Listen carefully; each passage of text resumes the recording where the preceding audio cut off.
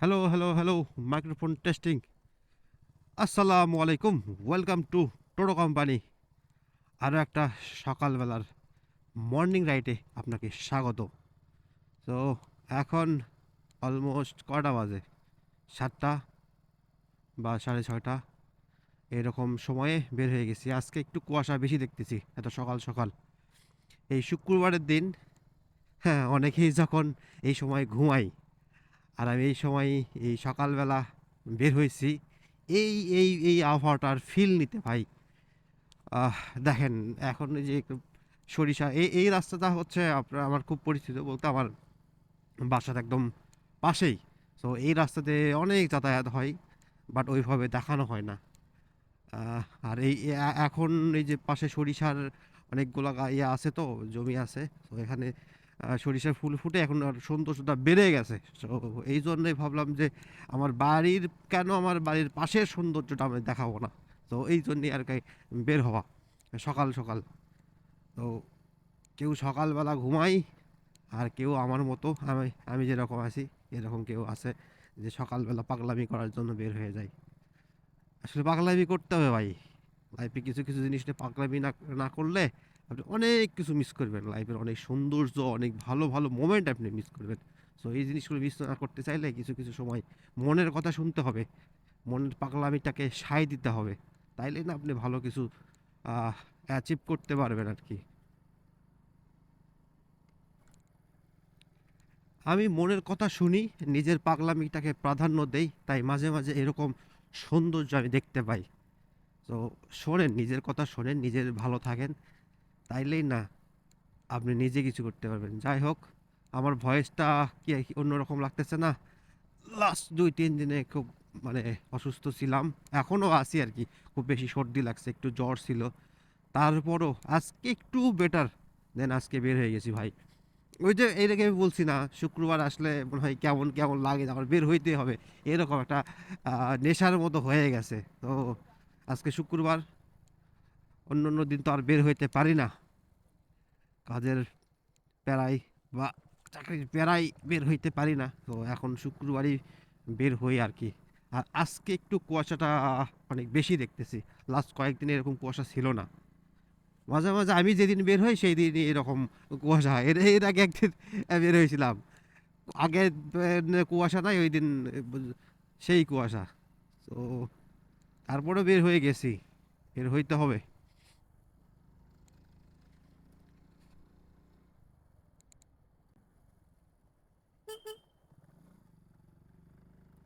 এই রোডের এই বাঘগুলো মারাত্মক লাগে, একটু ডেঞ্জারাস, তারপরে আমার ভালোই লাগে কারণ একটু আঁকা বাঁকা তো, ভালো লাগে।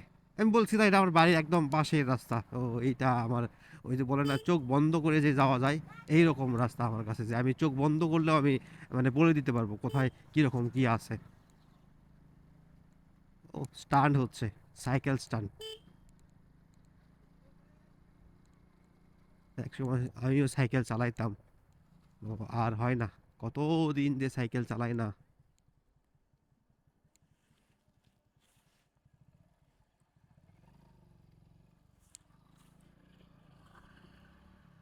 আর একটা কথা ভাই, এরকম যদি আপনি সাইড রোড থেকে মেইন রোডে উঠবেন, একটু প্লিজ দেখে শুনে উঠবেন, ঠিক আছে?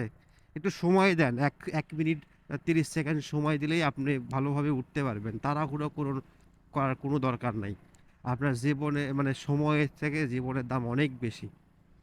আর একটা কথা কি, কখনোই আপনি রোডে বের হইলে তাড়াহুড়া করবেন না, কখনোই না। যত তাড়াহুড়া করবেন তত ক্ষতি, নিজের ক্ষতি। তো অন্যের ক্ষতি হবে না কিন্তু, নিজেরই ক্ষতি হবে। তো সবসময় ঠান্ডা মাথায় রাইড করবেন। আহ, আমি কিন্তু আগে প্রচুর ট্যুর দিতাম বলতে গ্রুপ ট্যুরও দিতাম, আমি গ্রুপ ট্যুর বেশি দিতাম। লাস্ট এই যে বাইকটা ইয়ে হওয়ার কারণে যে একটা আমার উপর যে একটা ঝড় গেল আর কি, তারপরে থেকে তো ওইভাবে ইয়ে হওয়া মানে ট্যুর দিচ্ছি না। বাট আমি যখন ট্যুর দিতাম, আমি ক্যামেরা কেনার আগে অনেক ট্যুর দিছি, গ্রুপ ট্যুর হোক, বিভিন্ন ট্যুরে হোক, সোলো ট্যুর হোক। তো আমি সবসময় একটা জিনিস মেনটেন করতাম, সেটা হচ্ছে আমার মানে দ্রুত যাওয়ার আগে আমার সেফলি যাওয়াটা প্রয়োজন।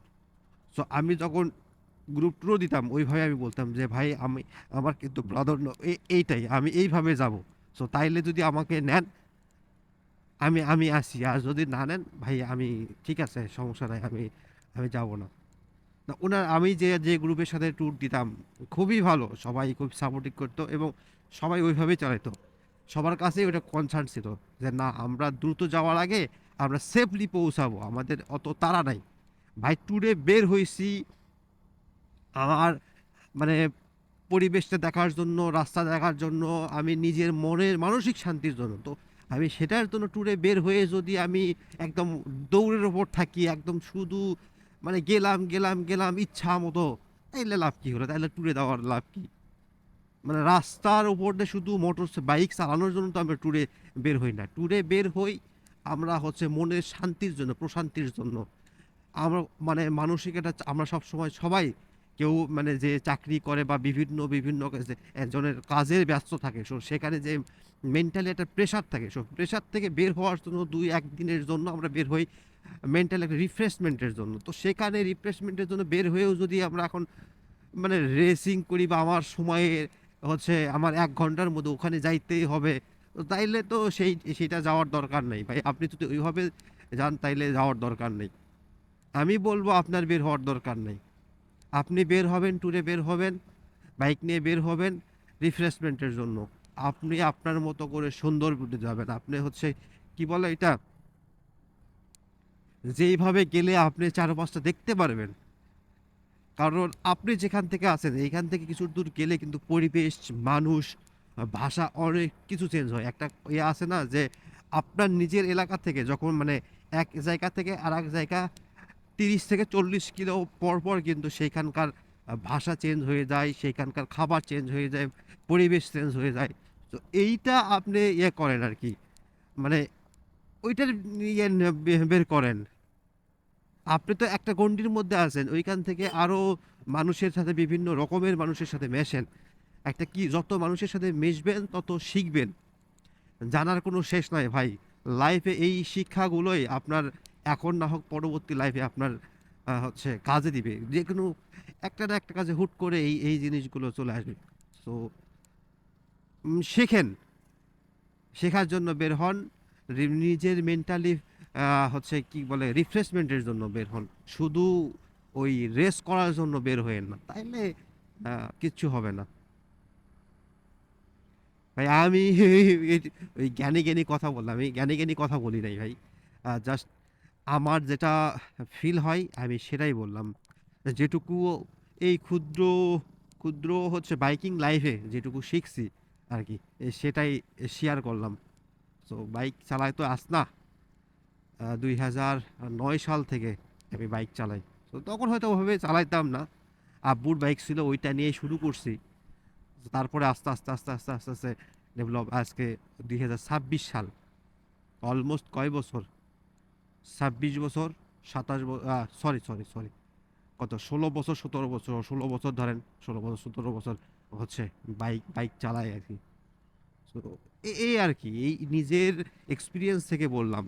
আর আমি সবসময় এইটা মেনটেন করি, আমি ভাই কখনোই এই যে হাই স্পিড বা টপ স্পিডের পাল্লায় পড়ি না। সো এইটা আমি কখনো চেকও করি না। এই রোডের এই জায়গাটা একটু ডেঞ্জারাস, এখানে মাঝে মাঝে অ্যাক্সিডেন্ট হয় আর কি। ভাই মোটো ট্রাভেলিং বা মোটো ব্লগিং এমন একটা জিনিস, আপনি যখন মোটর সাইকেলের উপর বসবেন আর আপনার কাছে যখন একটা ক্যামেরা থাকবে, দেখবেন অটোমেটিক কিছু কথা বের হয়ে আসে। আসলে এইগুলো হচ্ছে আমাদের মনের কথা আর কি, আমরা যেটা বলতে পারি না, সচরাচর বলতে পারি না। আমার কাছে হয়তো বা আমাদের কাছে ক্যামেরা থাকে না বা ওই কথা বলার স্পেস থাকে না, আমরা বলতে পারি না। সো সেই জিনিসটা যখন আমরা স্পেস পেয়ে যাই, পেয়ে গেলে কি হয়, মনের কথাগুলো অটোমেটিক বের হয়ে আসে, বলতে হয় না। একটা কথা বললে তার পাশাপাশি দেখবেন তার পিঠে অন্য আর একটা কথা আর কি চলে আসে। তো এই জিনিসটা খুব ভালো লাগে আর কি। যাই হোক, আজকে সকালবেলা বের হইলাম একটু, এদিক ওদিক ঘোরাঘুরি করলাম, নিজের এলাকার চারপাশে ঘুরলাম। এই তো, খুব বেশি দূরে আজকে যাব না, শরীরটা বেশি ভালো না, আর কথাও আমি বেশি বলতে পারতেছি না। এই যে সর্দি কারণে হালকা জ্বর আছে, এই জন্যে আর কি কেমন যেন লাগতেছে, আর গলাটা একটু ব্যথা ব্যথা করতেছে আর কি। সো দ্যাটস ইট, আজকে আর বেশি বলবো না, তাইলে দেখা হবে নেক্সট ভিডিওতে। ততক্ষণ পর্যন্ত ভালো থাকবেন, সুস্থ থাকবেন। আল্লাহ হাফেজ।